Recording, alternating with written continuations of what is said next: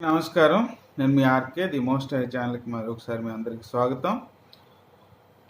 గడిచిన 2 రోజులుగా మనం మొదటి 8 వచనాలని పరిశీలించాం. ఏది? బైబిల్ గ్రంథం నుంచి. అయితే మళ్ళా కొంతమంది అడగొచ్చు, మీరేమో బైబిల్కి వ్యతిరేకంగా మాట్లాడుతూ ఉన్నారు, మళ్ళీ బైబిల్ నుంచి చదువుతున్నారని. నేను మొదటిగా చెప్పినట్టు నేను బైబిల్ నుంచి కోట్ చేస్తూ ఉన్నప్పటికీ యూదుల ధర్మశాస్త్రమైనటువంటి తనక్ నుంచి ఆది కాండం నుంచి మలాకీ గ్రంథం వరకు ఉన్న పుస్తకాలన్నీ కూడా సంగ్రహించబడ్డాయి. దీనిని హీబ్రూ బైబిల్ అని అనరు, కానీ తనక్ నుంచి తీసుకున్నప్పుడు బర్షిత్ అంటే జెనసిస్ అని అర్థం ఇంగ్లీష్లో, దాన్ని తెలుగులో ఆది కాండము అంటాం. దీంట్లో మొదటి అధ్యాయంలో 31 వచనాలు ఉన్నాయి. అలాగే యూదా మత గ్రంథమైనటువంటి తనక్లో కూడా అదే విధంగా ఉన్నాయి. కాబట్టి మనం ఇప్పుడు హీబ్రూ భాష నేర్చుకుని దీనంతా మనం పాండిత్యం అంతా మనం నేర్చుకోలేం. కాబట్టి ఎలాగో మనకు అందుబాటులో ఉంది కాబట్టి నేను తెలుగులో అదే విషయాలని మీకు అనువదిస్తూ మాట్లాడుతున్నాను. దయచేసి ఇది అర్థం చేసుకోవాలి. ఎందుకంటే చాలామందికి తనక్ అంటే తెలియదు. తనక్ అంటే యూదుల యొక్క ధర్మశాస్త్రము. ఏదైతే బైబిల్ గ్రంథంలో ఆది కాండం నుంచి మలాకీ గ్రంథం వరకు ఉన్న పుస్తకాలు ఏవైతే ఉన్నావో ఇవన్నీ కూడా తనక్లో కూడా ఉంటాయి. ఎందుకంటే తనక్ నుంచే ఇది సంగ్రహించబడింది.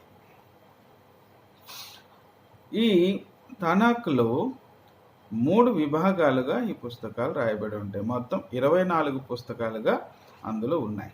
3 విభాగాలు.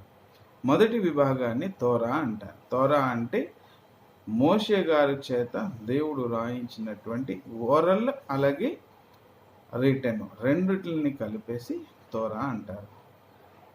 ఆది కాండం నుంచి ద్వితీయోపదేశ కాండం వరకు ఉన్నటువంటి మొదటి 5 పుస్తకాలని తోరా అంటారు. రెండవ విభాగము నెవియం అంటే ప్రాఫిట్స్ అని పిలుస్తారు. అంటే ఆయా కాలంలో దేవుడు పరిశుద్ధులైనటువంటి ప్రవక్తలతో మాట్లాడి జనుల కోసము, అలాగే ఈ లోకంలో జరిగేటువంటి సంగతులు, అలాగే వారు చెప్పినటువంటి విషయాలన్నీ కూడా ఆ యొక్క గ్రంథాల్లో రాయబడినవి. వీటిని ప్రాఫిట్స్ అని పిలుస్తారు. మూడవ విభాగం వచ్చి కెటూయియం అంటే ఇది రైటింగ్స్ అని చెప్పచ్చు ఇంగ్లీష్లో. అంటే వారి అనుభవాలు, దేవుడు వారి పట్ల చేసిన కార్యాలు, లేదా వారి కాలంలో వారితో దేవుడు చేయించిన కార్యాలు, తదితర వివరాలను కూర్చున్న సంగతులు ఈ పుస్తకాల్లో రాయబడ్డాయి. ఈ రకంగా 3 విభాగాలుగా ఈ యొక్క తనక్ని రాయడం జరిగింది. కాబట్టి నేను మాట్లాడేటువంటి విషయాలన్నీ కూడా యూదా ధర్మశాస్త్ర గ్రంథమైనటువంటి తనక్ను ఆధారం చేసుకుని మాత్రమే మాట్లాడుతూ ఉన్నాను. ఎందుకంటే యూదుల యొక్క మత గ్రంథమైనటువంటి ఆ తనక్ నుంచే ఈ యొక్క బైబిల్లో ఫస్ట్ పోర్షన్ అనేది ఉంది. సరే, ఇక్కడ యేసుక్రీస్తుని నేను విమర్శించటం లేదు, ఆయన గురించి నేను తప్పుగాను మాట్లాడటం లేదు. ఎందుకంటే ఆయన పరిశుద్ధుడు. దేవుని యొక్క ప్రణాళికలో ఆయన పని ఆయన ముగించుకుని వెళ్ళాడు. నేను మొదటిగా చెప్పినట్టు ఆయనతో నాకు కానీ యూదులకు కూడా ఏ విధమైనటువంటి వివాదము లేదు. ఎందుకంటే యూదులు కూడా యేసుని తమ యొక్క మతంలో ఒక భాగంగానే చూస్తారు. ఎందుకంటే ఆయన కూడా యూదుడే కాబట్టి. మరి ఎందుకు యూదులకి యేసుకి ఇబ్బంది జరిగింది, ఎందుకు ఆయన సిలువ వేశారంటే ఆ రోజుల్లో యూదా మతంలో జరుగుతున్నటువంటి దోపిడీకి వ్యతిరేకంగా, అలాగే దేవుని యొక్క రాజ్యాన్ని ఉన్నట్టుగా ప్రజలకు ఆయన ప్రకటించడం జరిగింది. అందుకని వారి యొక్క వ్యాపారానికి ఆ రోజుల్లో యూదా మత బోధకులు ఎవరైతే పెద్దలుగాను అధికారులుగాను చలామణిలో ఉన్నారో వారి దోపిడీకి ఈయన ఆటంకంగా మారడం కారణంగా ఆయన సిలువ వేయడం జరిగింది. దానిలో ఏ అనుమానము లేదు. ఎందుకంటే ఆనాడు కూడా మతం ఎక్కడున్నా దోపిడీ వ్యవస్థే, అందులో అనుమానం లేదు.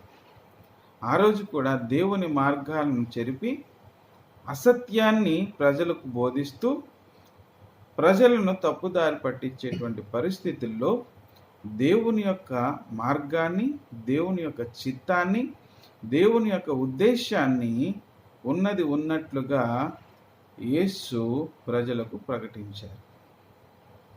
కాబట్టి ఆయనను యూదులు కూడా ఒక ప్రవక్తగాను లేదంటే ఒక రబ్బయిగాను గౌరవిస్తారు. ఇప్పుడు యేసుని వాళ్ళు కించపరచలేదు.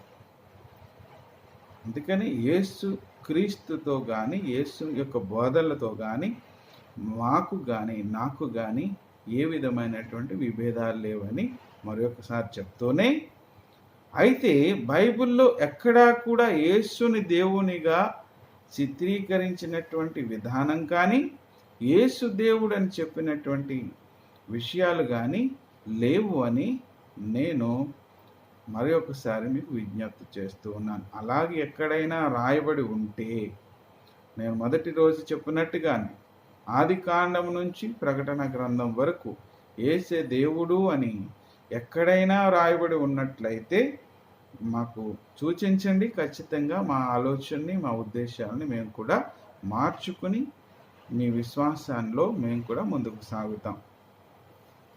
కాబట్టి మేము ఇక్కడ చెప్పేటువంటి అంశాలు ఏవైతే ఉన్నాయో, ఈనాడు కూడా అనేక మంది మతం ముసుగులో, క్రైస్తవ మతం ముసుగులో ప్రజలను తప్పుదోవ పట్టిస్తూ బైబిల్ని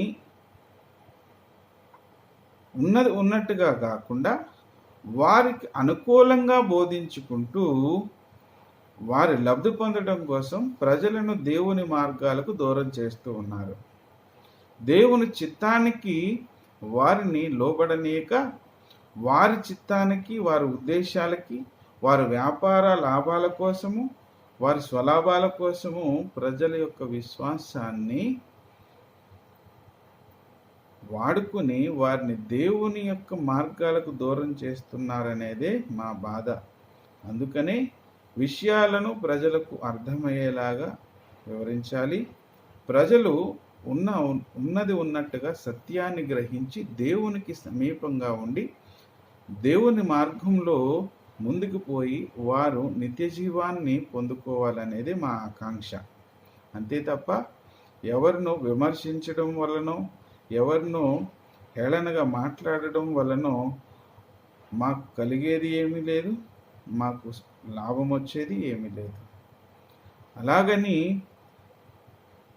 మీరెవరు మా యొక్క మార్గాన్ని కానీ, మా యొక్క ఉద్దేశాలని కానీ బలపరచకపోయినా మాకేమీ బాధ లేదు. ఎందుకంటే మేము దేవుని గూర్చిన మాటలే ప్రకటిస్తూ ఉన్నాం, దేవుని గూర్చిన విషయాలను చెప్పాలని ఆశపడుతూ ఉన్నాం. దేవుని ఏర్పాటు ఉన్నవారికి దేవుడు తన రాజ్యంలో వారికి స్థానం సిద్ధపరిచిన వారికి ఖచ్చితంగా దేవుని యొక్క సత్యము చేరుతూ ఉంది. కాబట్టి ఏదో ప్రయాసపడో ప్రలోభపెట్టో మనుషులను సంపాదించుకోవాలనే ఉద్దేశం కానీ, ఆలోచన కానీ నాకు ఏమాత్రం లేదని మనవి చేస్తూ, ఈరోజు ఆదికాండము 1వ అధ్యాయం నుంచి 9వ వచనం నుంచి 13వ వచనం వరకు ఒకసారి పరిశీలిద్దాం. గతంలో మనం 1 నుంచి 8 వచనం వరకు పరిశీలించాం కదండి. దానిలో 2 దినములను మనం గమనించాం. మొదటి దినమున దేవుడు సృష్టిలో భూమి ఆకాశంలో నిర్మించినట్టు చూసాం. తెలుగులో, ఇంగ్లీష్లో హెవెన్స్ అండ్ ఎర్త్ అని అంతే. అలాగే మొదటి రోజున స్వర్గములను, ఆ భూమిని, అలాగే వెలుగు కమ్మని పలికాడు, వెలుగు కలిగింది. వెలుగుని చీకటిని వేరుపరిచాడు. వెలుగుకు పగలని పెట్టాడు పేరు, రాత్రికి చీకటిని పేరు పెట్టాడు. ఈ రకంగా అస్తమయము ఉదయము కలగగా మొదటి రోజు అయింది. 2వ రోజున అగాధ జలములతో నిండి ఉన్న ఈ భూమి జలములను 2 విభాగాలుగా విభజించినట్లు మనం చూసాం. భూమి మీద కొంత, భూమిపైన కొంత. భూమిపైన ఉన్నటువంటి ఆ విశాలములో ఉన్న జలములను మనం ఆకాశమని దేవుడు పేరు పెట్టాడు. రెండవ రోజు ఈ జలములను డివైడ్ చేసింది మాత్రం మనం చూసాం. ఇప్పుడు 3వ దినంలోనికి మనం వెళ్తూ ఉన్నాం. దేవుడు ఆకాశం క్రిందనున్న జలములు ఒక చోటనే కూర్చబడి ఆరిన నేల కనబడును గాకని పలుకగా ఆ ప్రకారము ఆయను. దేవుడు ఆరిన నేలను భూమి అని పేరు పెట్టెను, జలరాశికి ఆయన సముద్రములని పేరు పెట్టెను. అది మంచిదని దేవుడు చూచెను. దేవుడు గడ్డిని విత్తనములిచ్చు చెట్లను భూమి మీద తమ తమ జాతి ప్రకారము తమలో విత్తనములు గల ఫలమిచ్చు ఫలవృక్షములను భూమి మొలిపించునుగాకని పలుకగా ఆ ప్రకారం ఆయను. భూమి గడ్డిని తమ తమ జాతి ప్రకారము విత్తనములిచ్చు చెట్లను తమ తమ జాతి ప్రకారము తమలో విత్తనములు గల ఫలవృక్షములను మొలిపింపగా అది మంచిదని దేవుడు చూచెను. అస్తమయమును ఉదయమును కలుగగా 3వ దినం ఆయను. విన్నారు కదండి.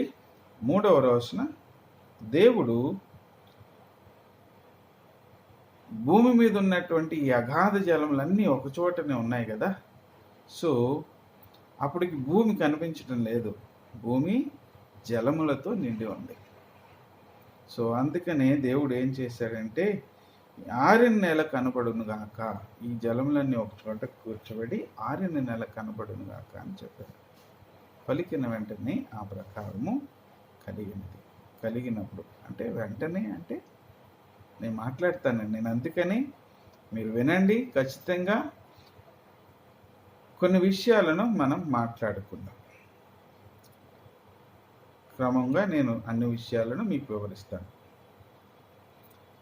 ఆయన పలికిన వెంటనే భూమి ఏర్పడింది. ఏర్పడిన తర్వాత ఆ కలిగిన ఆ భూమికి ఏమని పేరు పెట్టాడు? భూమి అని పేరు పెట్టాడు. అంతే కదండి, పలుకుగా భూమి అని పేరు పెట్టాడు. ఆ ఆరిన నెలకు భూమి అని పేరు పెట్టాడు. ఈ జలములకు సముద్రములని పేరు పెట్టాడు. పెట్టి ఈ భూమి మీద గడ్డిని, ఆయా విత్తనములు ఇచ్చేటువంటి గడ్డిని, అలాగే ఆయా విత్తనములు ఇచ్చే ఫలవృక్షములను కలుగునుగాక అని పలికాడు. ఆ ప్రకారం కలిగి అంటే భూమి మీద మొక్కలు, ఈ యొక్క గడ్డి ఇవన్నీ కూడా 3వ రోజున వచ్చినాయి. వృక్షాలు ఇవన్నీ కూడా. చాలామంది అంటారు కదండి, చెట్టు ముందా విత్తు ముందా. ఇప్పుడు మనకు సమాధానం దొరికింది కదా, ముందు చెట్టే. అయితే ఆయా విత్తనములను ఇచ్చేటువంటి చెట్లు, ఫలవృక్షాలు, గడ్డి అన్నీ కూడా నడుస్తాయి. కాబట్టి దేవుడు అది చూసినప్పుడు మంచిదని గమనించి వాటిని చూసినప్పుడు మంచిదని గమనించినప్పుడు మళ్ళా అస్తమయమును ఉదయమును కలుగుగా 3వ దినము ఆయన. ఇప్పటికి 3 రోజులు అయింది. అంటే మొదటి రోజు స్వర్గములను ఆ భూమిని సృష్టించాడు. భూమి ఎలాగ ఉంది అంటే అగాధ జలములతో నిండి ఉంది. ఏమీ లేదు, అగాధ జలములతో నిండి ఉంది. ఆ అగాధ జలములతో నిండి ఉన్నటువంటి భూమి మీద చీకటి ఆవరించి ఉంది. కటిక చీకటి. ఈ కటిక చీకటి ఆవరించినప్పుడు దేవుడు ఏమన్నాడంటే వెలుగు కమ్మని పలికినప్పుడు వెలుగు కలిగింది. వెలుగు మంచిదని దేవుడు చూచి వెలుగును చీకటిని వేరుపరిచాడు. వెలుగుకు పగలని పేరు పెట్టాడు, రాత్రికి చీకటి అని పేరు పెట్టాడు. ఆ రోజు ఉదయమును అస్తమయమును కలగగా మళ్ళా మొదటి రోజు అయింది. రెండవ రోజు నీటిని భూమి మీద కొంత, ఆకాశంలో కొంత నిల్వ చేశాడు. ఆకాశంలో నిల్వ చేసిన పైన ఉన్నటువంటి ఆ నీటికి ఆకాశం అని పేరు పెట్టాడు. మూడవ రోజున ఆరిన నేలను సృష్టించి దానికి భూమి అని పేరు పెట్టి ఆ భూమి మీద విత్తనములు ఇచ్చే గడ్డిని, ఫలవృక్షములను, ఆయా చెట్లను దేవుడు మొలిపించాడు. ఈ రకంగా 3వ రోజు ఆయన సృష్టి క్రమాన్ని కొనసాగిస్తూ ఉన్నాడు. ఓకేనండి. రేపటి దినాన 4వ రోజును మనం ప్రస్తావించుకుంటూనే దేవుడు ప్రతిదీ ఒక కారణము చేతన చేసుకుంటూ వస్తూ ఉన్నాడు. దేవుడు అనాలోచితంగా కానీ అనవసరంగా కానీ ఏ కార్యాన్ని చేయలేదు. దేవుని యొక్క ఈ సృష్టి వెనకాల ఎంతో కారణం ఉంది. ఆ కారణం ఏమై ఉంది అనే అంశాలను మనం నేర్చుకుందాం ఖచ్చితంగా. ఎవరైతే ఆసక్తి ఉండి నిజమైనటువంటి దేవుని యొక్క మార్గాలను తెలుసుకోవాలని, దేవునికి సమీపంగా జీవించాలని కోరుకుంటారో, ఆధ్యాత్మిక భావన కలిగి మోక్ష సిద్ధి కావాలని ఆశతో ఎవరైతే ఉన్నారో వారందరూ కూడా దయచేసి ఈ యొక్క పాఠ్యాంశాలను ఫాలో అవ్వండి. దీనికి ఏ కులమైనా పర్లేదు, ఏ మతమైనా పర్వాలేదు. దేవుడు ఏ మతాన్ని సృష్టించలేదు, ఏ కులాలని సృష్టించలేదు. నేను మొదటిగా చెప్పాను కదా, దేవుడు ఏ మతాన్ని సృష్టించలేదు. మతానికి సృష్టికర్త దేవుడు కాదు. ఆయన మార్గాలను ఉపదేశించాడు. కొన్నిసార్లు ప్రజలకు ఏ విధంగా జీవించాలనేటువంటి అంశాలను నేర్పించాడే తప్ప ఏ రాజ్యాలను కానీ ఏ మతాలను కానీ దేవుడు కట్టలేదు, నిర్మించలేదు. కాబట్టి ఈ యొక్క వీడియోస్ కానివ్వండి, ఈ పాఠ్యాంశాలను కానివ్వండి, కుల మతాలకు అతీతంగా దయచేసి ఎవరు కావాలన్నా ఫాలో అవ్వండి. ఎందుకంటే దీనికి ఏ మతము లేదు, దీనికి ఏ కులము లేదు. నేను మరలా ఒకసారి చెప్తూ ఉన్నాను, క్రైస్తవ మతమును నేను ఏమాత్రమును వ్యతిరేకించడము లేదు, అలాగని దాన్ని ఖండించడము లేదు. ఎవరి విశ్వాసం వారిది, ఎవరి నమ్మకం వారిది. కాబట్టి క్రైస్తవులన్నా నాకు గౌరవమే, ముస్లిం సహోదరులన్నా నాకు గౌరవమే, హైందవ సహోదరులన్నా నాకు గౌరవమే. నేను అన్ని విషయాల గురించి నేను మాట్లాడతాను రాబోయే వీడియోస్లో. కాబట్టి ఎవరికైతే ఆధ్యాత్మిక చింతన ఉందో, దేవునికి సమీపంగా జీవించాలని ఆశ ఉందో వారందరూ దయచేసి దీన్ని ఫాలో అవ్వండి. వీలైనంత వరకు ఎవరికైనా దీన్ని షేర్ చేయండి. సో రేపు మళ్ళీ ఇదే సమయానికి కలుసుకుందాం. అందరికీ నమస్కారం.